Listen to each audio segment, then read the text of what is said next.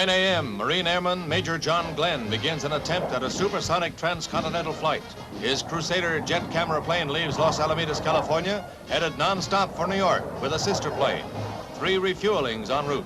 His companion dropped out at the first. Each one slowed Glenn's jet from its better than 1,000-mile-an-hour top speed.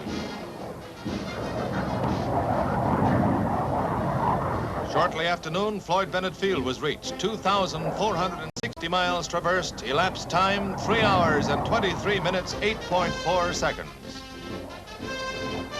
Glenn's wife and children watched proudly as he taxied in, holder of a new record that shaves more than 21 minutes off the best previous time. Average speed was nearly 727 miles an hour.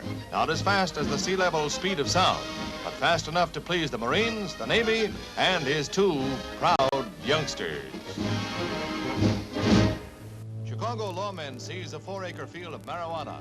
Retail value, $4 million. And they face the problem of disposing of the illicit crop before it goes to seed. Sheriff Lohman's answer, call in the Marines.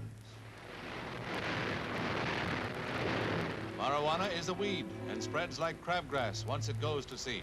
But 3 Marines armed with flamethrowers live up to the Corps' boast. They have the situation well in hand.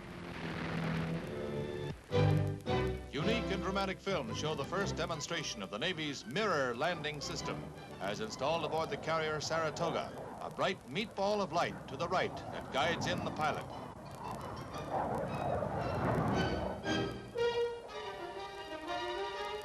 The curved, optically ground Louis Owens Ford mirror replaces the old landing signal officer. Human judgment proved too slow for jet speed deck landing. 9 years of research perfected this optical system, which has already cut accidents by 1/3 and saved the Navy some $20 million.